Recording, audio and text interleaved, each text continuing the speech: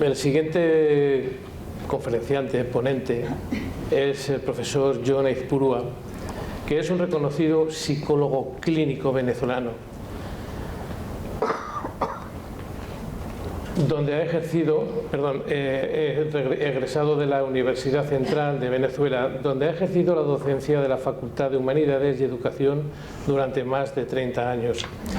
Ha sido integrante del consejo de esa universidad en 4 periodos y miembro del consejo universitario como representante de los profesores de la universidad.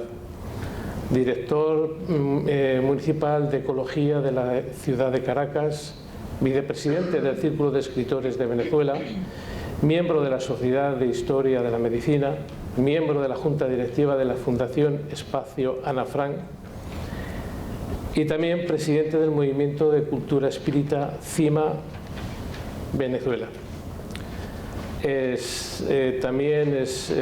Su actividad literaria, ha publicado también varios libros sobre diversas materias, y entre las cuales se pueden mencionar Los fundamentos del espiritismo, El espiritismo y la creación poética, El pensamiento vivo de Porteiro, Espiritismo en síntesis, y también diversos libros de psicología, historia y literatura. Y hoy nos va a dar una muy buena ponencia donde tenemos que estar muy atentos, aunque lo va a explicar muy bien, tenemos que estar muy atentos. Un aplauso para Jon.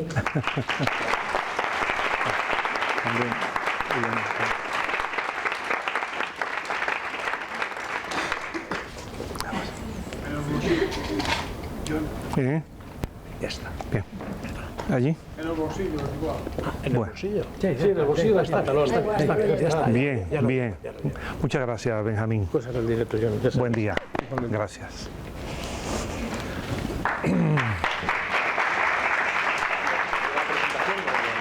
No, ¿con este o con esto? Igual. Muy bien.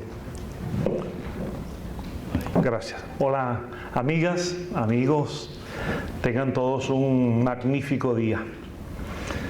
Como supondrán, estoy encantado de poder participar en este segundo Congreso Espírita Español, y por cierto ahora me entero y felicito que es el momento fundacional de esta bien titulada Sociedad Espírita por la Unión. Magnífico. Y me alegra mucho haber escuchado a mi buen amigo Benjamín el haber citado a uno de esos grandes expositores clásicos del espiritismo que brillaron tanto en la España del siglo XIX y parte del siglo XX, hasta el año 36. Fabián Palazzi. Tenía muchos años que no escuchaba que se le mencionara, pero me alegra mucho que así sea, porque Fabián Palazzi fue, además de espiritista, librepensador, masón y hombre de avanzada, y participó también en la Escuela Pedagógica de Francisco Ferrer y Guardia. Y me gustaría, ya que estamos en tierras aragonesas, además de rescatar para quienes están interesados en la historia del espiritismo, me gustaría rescatar, además de nombres tan ilustres como el de Antonio Torres Solanot o el de la familia Bassols, Joaquín, César y otros más, quisiera aportar un nombre extraordinario de un espiritista aragonés que emigró a América, en este caso a Argentina, y allí tuvo una notable actividad espírita.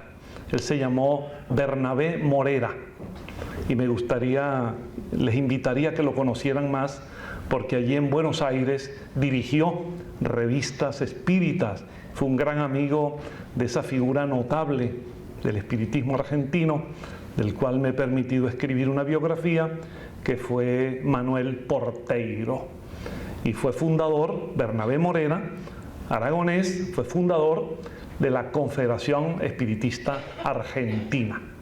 De modo que son figuras importantes de lo que significó el espiritismo aragonés, que ahora renace con todo este esfuerzo que vosotros estáis haciendo.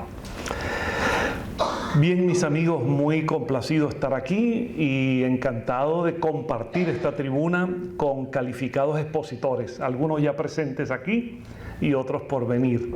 De modo que este evento me luce extraordinario. Se me ocurre pensar que si hiciésemos un sondeo de opinión en la calle, fuera de aquí, y a algunas personas se les pidiera la opinión acerca de qué les parece que aquí hay una cantidad de personas reunidas, por ejemplo, como ahora, para hablar de salud mental y espiritismo, eso les provocaría asombro, disgusto, cuando no contrariedad, porque ¿qué tendría que decir ante la salud mental una idea como el espiritismo? Y quizás alguno hasta con malicia podría decir que está bien que se hable de espiritismo y salud mental, porque siendo el espiritismo una fábrica de locos, estaría muy bien que se ocuparan de hablar de la salud mental. Y lo que me propongo ahora, en los minutos de que dispongo, que le voy a pedir a Benjamín que me avise cuando esté ya para concluir, lo que quisiera ofrecerles de mi perspectiva, de mi convicción filosófica espírita y de mi reflexión al respecto y de mi formación como psicólogo clínico, es exactamente un abordaje de lo mucho y positivo que puede aportar la doctrina espiritista en la concepción integral de la salud general y de la salud mental. Y ese es el propósito de esta modesta intervención.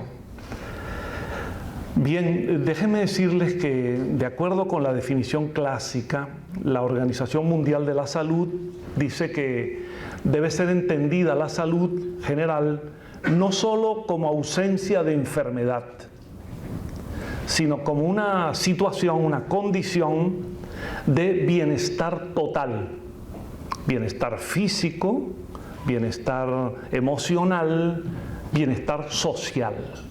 De modo que la OMS concibe hoy en día la salud en una visión sistémica global y no solo, repito, como ausencia de una enfermedad. Y cada vez más a la salud mental se le concede mayor importancia, porque en esa visión global, holística, la interacción entre lo mental, lo emocional, lo espiritual, lo físico y lo social se pone cada vez más en evidencia, porque somos seres complejos, por lo menos tetradimensionales, biológicos, psicológicos, sociales y espirituales, en sentido general. Cuando decimos que una persona goza de buena salud mental, es porque estamos señalando algunas características esenciales. Decimos, en primer lugar, que tiene un equilibrio para ubicarse de manera temporal y espacial, es decir, sabe dónde está y el momento en que vive. Dispone de salud mental cuando tiene posibilidades para enfrentar el estrés de la vida cotidiana y no dejarse vencer por él. Dispone de salud mental cuando fija objetivos en la vida y tiene la voluntad para llevar a cabo iniciativas para lograrlos. En fin, dispone de salud mental cuando tiene un proyecto de vida y cuando coherentemente lo que hace, todo gira en esa dirección para lograr las metas y para lograr los objetivos que se propone en la vida a corto plazo o a mayor largo plazo. Bien, lo primero que me gustaría decirles es que no necesariamente las personas disponen de buena salud mental solo por el hecho de no mostrar los signos y los síntomas de un trastorno mental. Evidentemente, quienes están afectados por un trastorno mental, que tenemos bien catalogados y bien clasificados, por ejemplo, en un libro que utilizamos de referencia en todas las áreas de la salud, que es el DSM de la Asociación Psiquiátrica Norteamericana, ya en su versión número 5, allí está la clasificación global con todos sus elementos etiológicos, las causas, con todos sus elementos diagnósticos y terapéuticos, el conjunto de enfermedades y de trastornos mentales que van desde las neurosis muy diversas hasta los estados psicóticos, y en la cima de ese esquema todas las manifestaciones de esquizofrenia y demencia. Ese es un mundo muy complejo que básicamente atañe, en nuestro modelo biomédico, atañe a la atención psiquiátrica. Una persona que esté afectada en algún grado por un trastorno de estos, evidentemente no dispone de salud mental. Pero no necesariamente el no estar afectado por estos trastornos significa que se disponga de salud mental, porque ella es más que eso. Ella es más, y lo vamos a ver luego. La aportación espiritista al concepto de salud mental, el modelo médico, psicológico, terapéutico, que se deriva de una filosofía como el espiritismo, tiene que ver esencialmente con la comprensión total del ser humano como un alma encarnada, como un alma que posee una historia previa y una trayectoria anterior a esta existencia. Un alma que circula existencialmente en diversas vidas, por lo tanto, creando nexos entre las vidas, nexos que significan influencias, que significan interacciones, que significan consecuencias. Un modelo que significa el modelo espírita de la salud, que siendo almas encarnadas, inmortales, trascendentes, el hecho de la muerte o desencarnación no significa extinción del yo, no significa desaparición de la conciencia, sino continuidad. Y en ese otro plano o dimensión que solemos llamar espiritual o dimensión desencarnada, desde ese plano hay una interacción permanente con el mundo físico, que se revela especialmente a través del fenómeno que llamamos mediumnidad. De modo que el modelo espírita de la salud mental y de la salud general tiene esas referencias fundamentales: el espíritu, la inmortalidad, la supervivencia, la continuidad, la reencarnación como factor de continuidad, la mediumnidad como conexión entre dimensiones distintas de un mismo proceso, de humanidad encarnada y humanidad desencarnada, porque los espíritus encarnados o desencarnados son seres humanos, o somos seres humanos, y hay una continuidad entre las vidas, y a través de la mediumnidad se produce una vasta manifestación fenomenológica que debe ser tomada en cuenta a los efectos de la salud. Y dentro del campo mediúmnico, un área esencial, sin duda, tiene que ver con los procesos de obsesión y desobsesión. En el campo no solamente de la comprensión del fenómeno, sino en el abordaje terapéutico de personas afectadas por estas manifestaciones de patología psíquica, que Allan Kardec, el fundador y codificador del espiritismo, llamó muy apropiadamente obsesión, de la cual hablaremos ahora.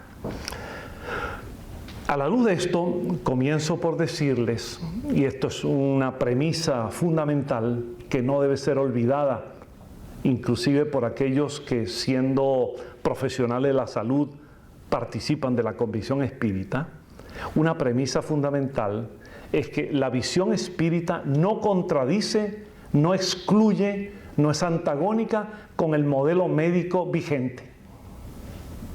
El espiritismo, para decirlo claro y pronto, no está en contra con el abordaje médico ni terapéutico. Puede discrepar en algunos matices conceptuales, puede sobre todo aportar, contribuir con propuestas, incluso a la luz de su propia experiencia histórica.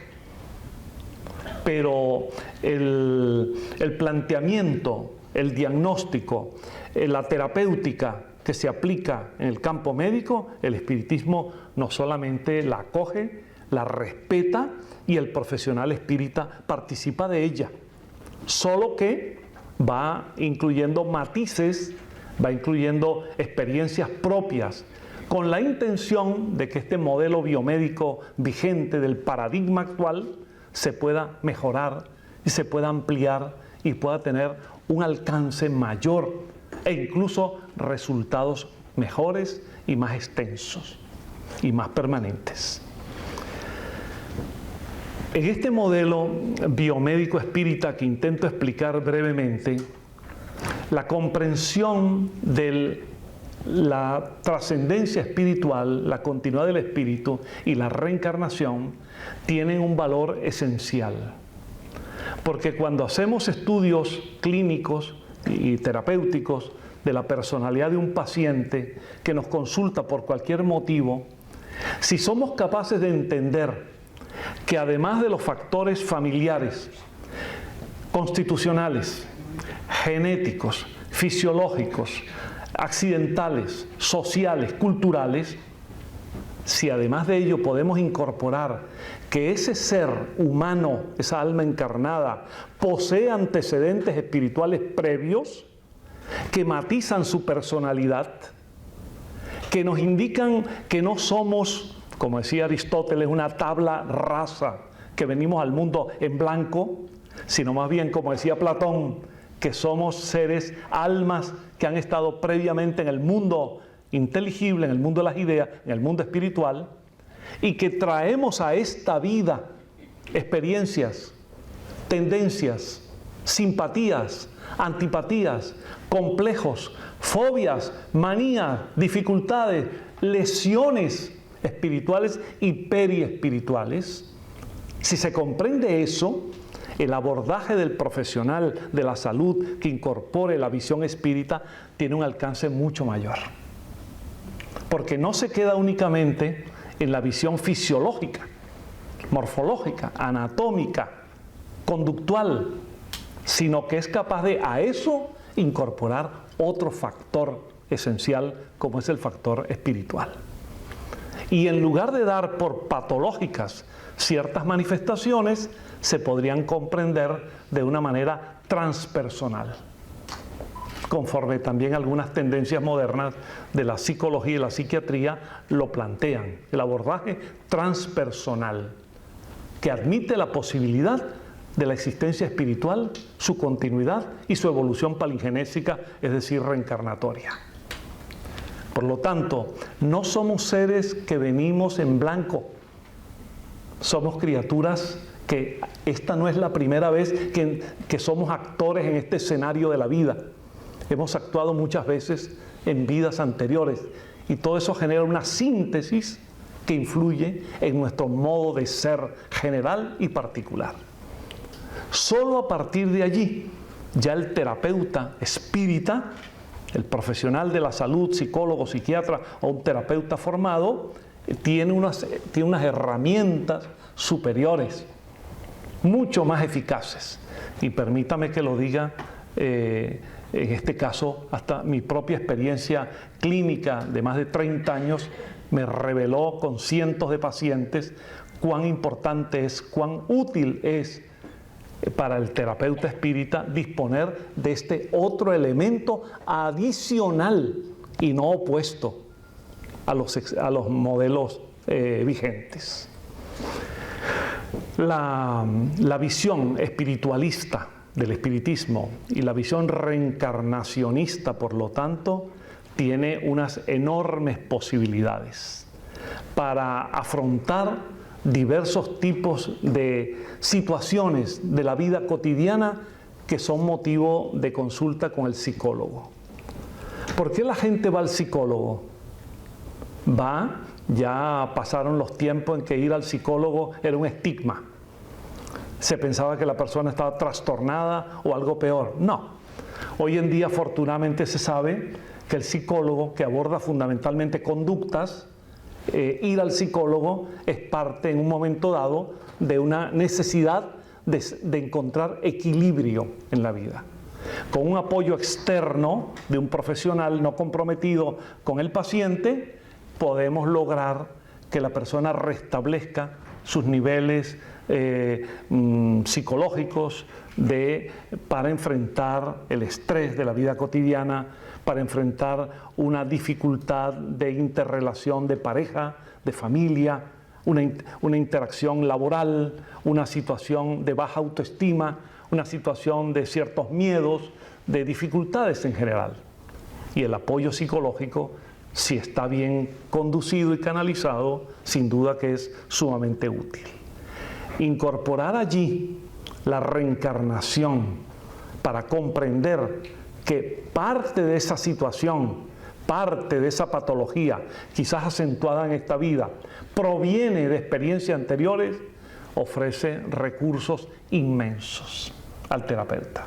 Por eso les decía al principio que el espiritismo tiene mucho y bueno que dar y que decir. En el campo particular del que ahora no me puedo detener, de las regresiones a vidas pasadas, a vivencias pasadas de esta vida o vivencias pasadas de otras vidas. Esta experiencia regresiva, realizada no necesariamente como prueba de la reencarnación, mucho menos para satisfacer curiosidades. La clásica curiosidad de hágame la regresión porque yo quiero saber quién fui en una vida pasada.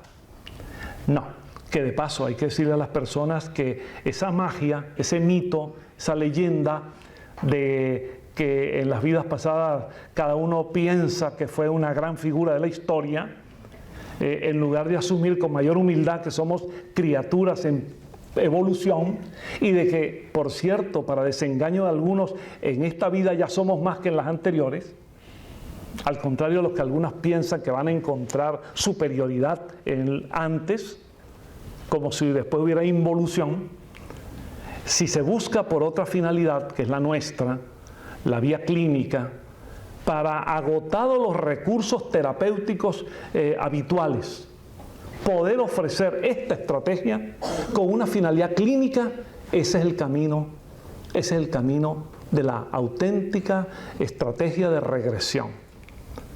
Un verdadero profesional espírita de la salud que practica hipnología clínica para la regresión no acepta hacerlo para resolverle a alguien la duda de quién fue en una vida pasada. Y solo lo acepta en tanto en cuanto ha agotado las estrategias vigentes, sean de orientación conductista, sean de orientación psicoanalítica, gestáltica, humanista. Si ha agotado esos recursos y el paciente continúa con esta dificultad, es lícito y es legítimo ofrecer posteriormente la alternativa de la regresión y no a priori. Esto es de la metodología clínica de las terapias de regresión. Es una pena que el tiempo ahora no me permita contarle algunos casos de mi clínica particular en los cuales la demostración de la regresión realizada con estos propósitos y con una metodología adecuada da unos resultados extraordinarios. Bien, la reencarnación, por lo tanto. El segundo eje fundamental del modelo biomédico espírita, que es un modelo espiritualista, es un modelo humanista, es un modelo inmortalista, reencarnacionista, es el segundo gran eje, el que tiene que ver con la comunicación espiritual. con las facultades de aquellas personas que afirman o revelan o demuestran que tienen una susceptibilidad especial, una sensibilidad particular que en algunos momentos les hace escuchar voces, ver figuras, a veces informes, luces, señales extrañas, o ver figuras concretas, ver seres humanos concretos, o le permite entrar en trance, disociando su yo, y a partir de allí revelar por medio de una manifestación, sea hablando, sea escribiendo, sea oyendo, sea intuyendo, o cualquier otra de las variedades que bien explicó Kardec en ese libro fundamental, insustituible, que es el libro de los médiums. Si esa persona revela este tipo de facultades, el abordaje espírita, y creo que es más que evidente decirlo, es muy superior a aquel modelo biomédico materialista, organicista, fisiologista, que no solamente niega la existencia espiritual, niega la mediumnidad, sino que la patologiza, la convierte en una categoría nosológica, es decir, en una enfermedad. Amigos míos, miles, no sé si millones de personas en el mundo a lo largo de los tiempos han sido estigmatizados como locos, dementes, enfermos, de todas las categorías, porque poseían o poseen facultades mediúmnicas. Tengo la información y la suficiente experiencia clínica para decirles que la mediumnidad en ningún caso es patológica. Si bien un empleo inadecuado de ella, un uso indebido en todos los aspectos, o envolverla en manifestaciones ritualísticas, o también envolverla en supersticiones, o desenvolverla con fines de lucro, o peor aún, conectarla con prácticas de hechicería o ritualismos parecidos para dañar a otras personas, esa mediunidad indebidamente ejercida puede provocar lesiones psíquicas y físicas y puede alterar completamente los valores de la normalidad mediúmnica.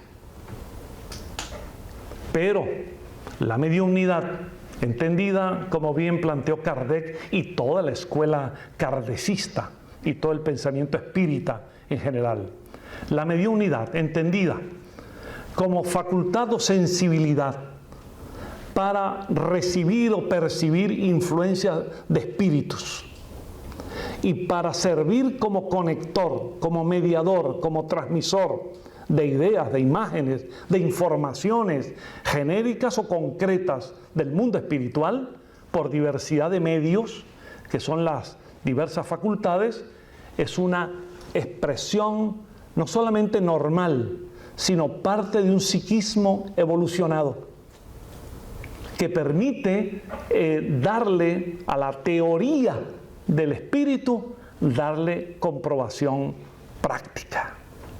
Porque nadie mejor que los espíritus pueden hablarnos del espíritu, porque son ellos que se hacen evidentes, que se manifiestan.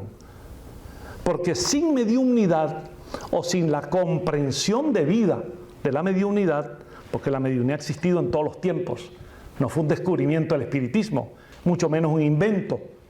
Simplemente Kardec y la escuela kardecista los estudió, los investigó, los catalogó, los clasificó y luego los desarrolló sobre parámetros éticos, morales, humanistas y científicos. De modo que la mediunidad ha sido un instrumento para la comprensión de lo que hasta entonces era teórico. El espiritualismo en general, religioso en particular, nos ha hablado del alma, del espíritu, de la vida del alma posterior a la muerte, y sin embargo, sin ofrecer nada más que la garantía de la fe. Apenas apenas la expresión positiva de quienes lo afirman sin poder ofrecer una demostración de ello. Porque de paso, históricamente, la mediunidad ha sido castrada, asfixiada, perseguida, encerrada, a partir de conceptos muy diversos, de conceptos demoníacos, de conceptos socialmente indebidos. Ha sido perseguida, los médiums encerrados, antiguamente llevados hasta las hogueras y modernamente clasificados como enfermos irrecuperables. Es importante que quede hoy como este criterio claro. El espiritismo rechaza por completo la patologización de la mediumnidad. E incluso ha tenido que enfrentar en el plano teórico y crítico las manifestaciones contrarias de escuelas esotéricas que, coincidiendo con el espiritismo en la visión espiritualista y reencarnacionista, se oponen a la práctica de la mediumnidad.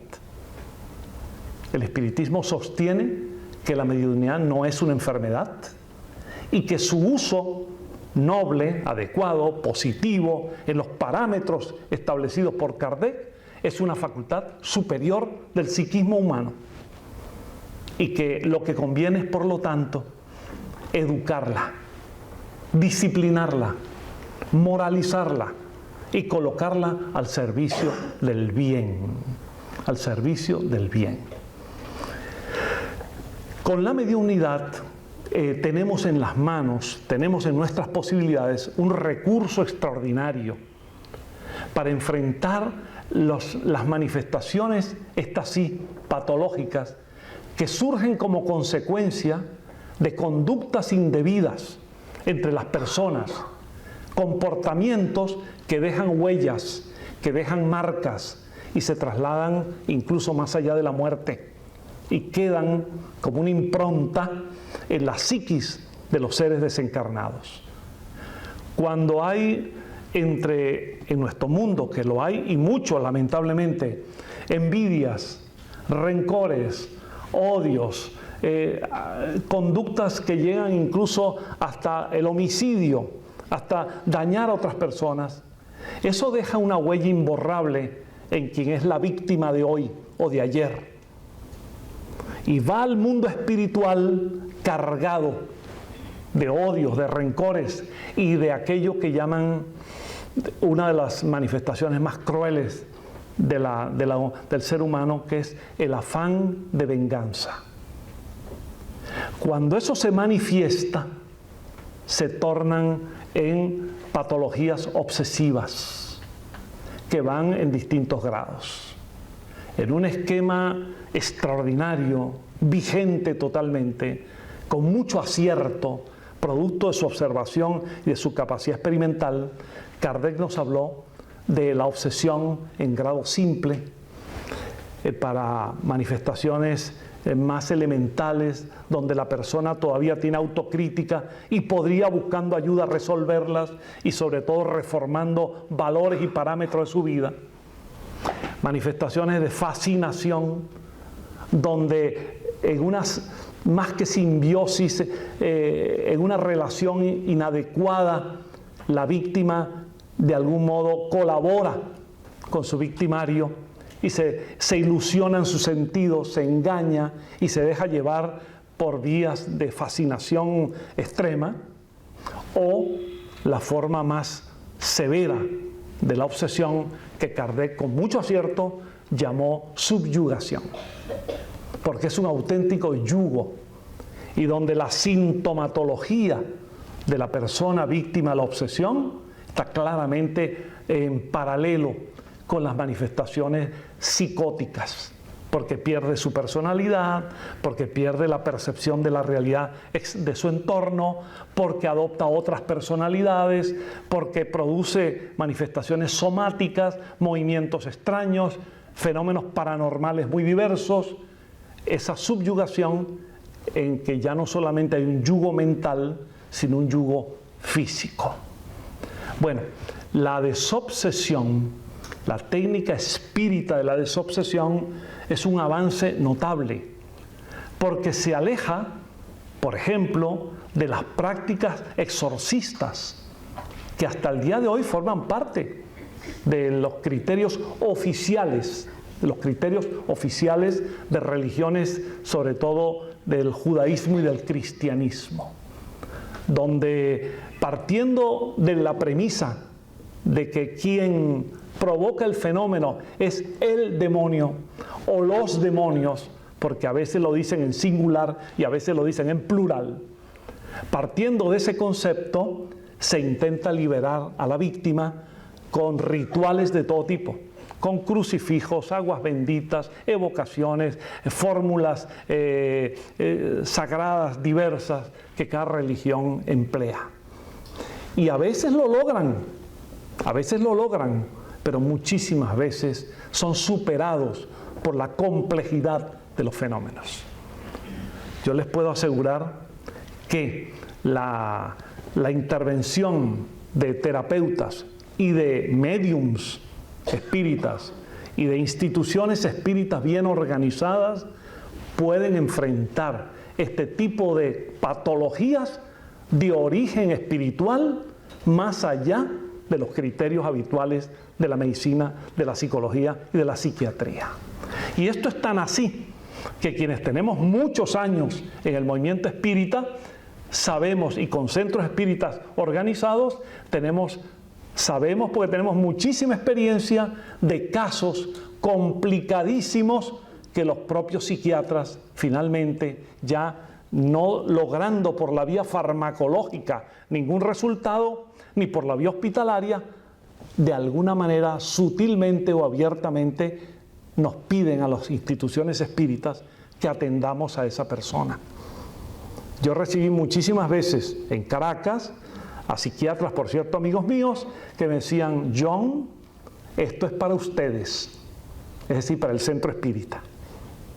De modo que hay un reconocimiento implícito de que en ciertos casos de esta naturaleza, la desobsesión en la concepción espírita, que es, como decía el profesor Herculano Pires, el gran filósofo espírita brasileño, decía: la desobsesión es también un acto de reeducación.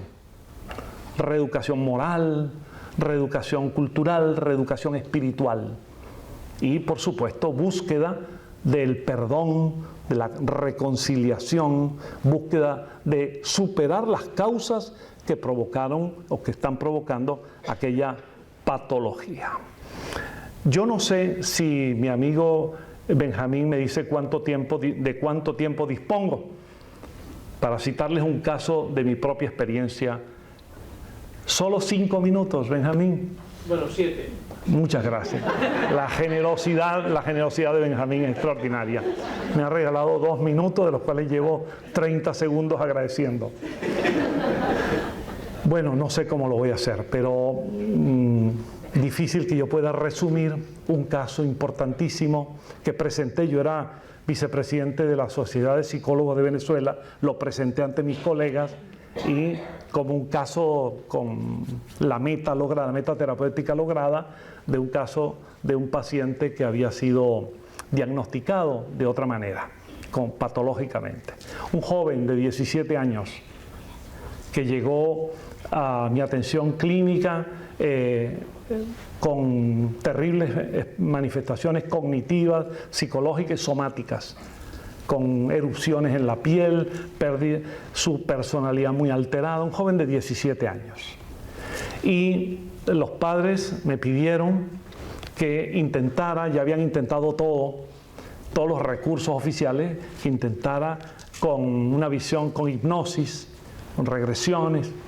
Y quiero decirles que, a ver cómo lo abrevio, quiero decirles que en mi experiencia en la hipnología clínica, es relativamente rápido y fácil inducir un paciente a un estado simple, letárgico, más complejo, cataléptico, sonambúlico, pero en este caso, increíblemente, había una resistencia enorme del joven y no lograba, para mi sorpresa, no lograba inducirlo a pesar de que él manifestaba voluntad para ello.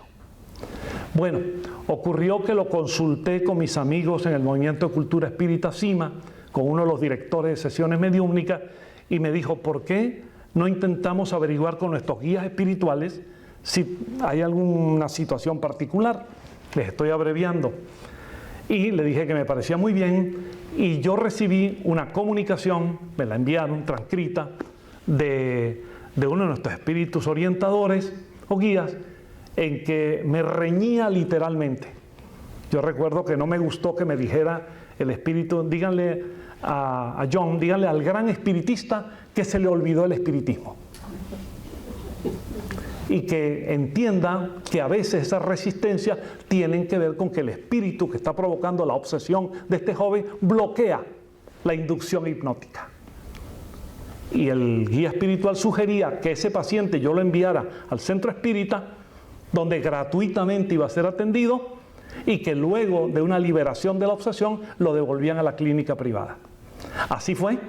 Después de unas semanas o meses con él, lo devolvieron. Y yo quiero decirles, en resumen, que a los 15 segundos que intenté la inducción hipnótica, ya estaba en trance profundo.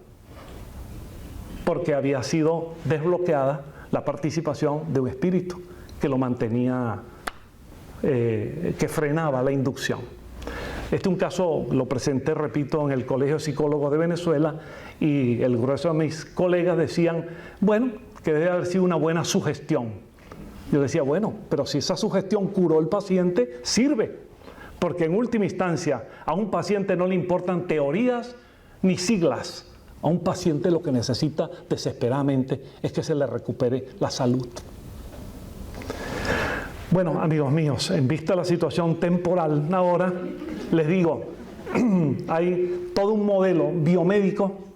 Esto hay que expresarlo en seminarios más largos realmente, en teoría y en práctica, que revelan que la visión espírita da una contribución notable para todas las personas y sobre todo para los terapeutas que quieran estudiar y asumir el espiritismo. Incluso yo les digo a muchos de mis colegas, si no quieren aceptar la visión espírita no importa, pero tómenla como una posibilidad y aplíquenla a ver si da resultados.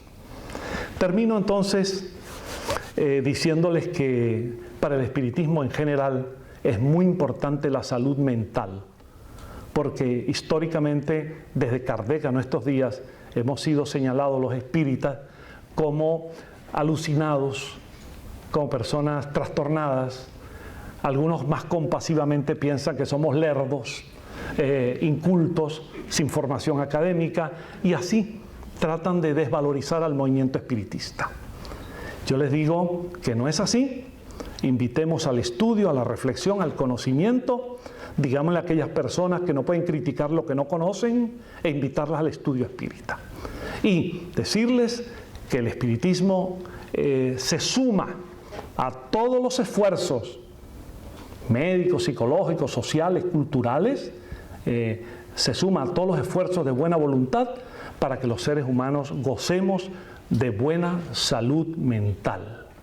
Buena salud mental significa, en primer lugar, que la persona encuentre sentido a su vida. Aquello que decía el doctor Viktor Frankl, el sentido de la vida. Encontrar para qué estamos aquí, por qué estamos aquí, hacia dónde vamos. Tener una razón para vivir, como aquella que Frankl encontró en los prisioneros del nazismo en los campos de Auschwitz. Aquellos hombres que aún en aquella magra situación no perdían la esperanza. Se sentían todavía criaturas humanas, aunque el nazismo había intentado despojarlos de humanidad. Tener sentido de la existencia. Salud mental implica amor. Amor a uno mismo, autoestima. Nadie nos puede desvalorizar. Nadie nos puede anular. Nadie, ni padres, ni hijos, ni parejas, nadie nos puede anular en lo que somos, en lo que valemos, porque nosotros somos, porque nosotros valemos, porque nosotros podemos. Todos valemos, todos valemos.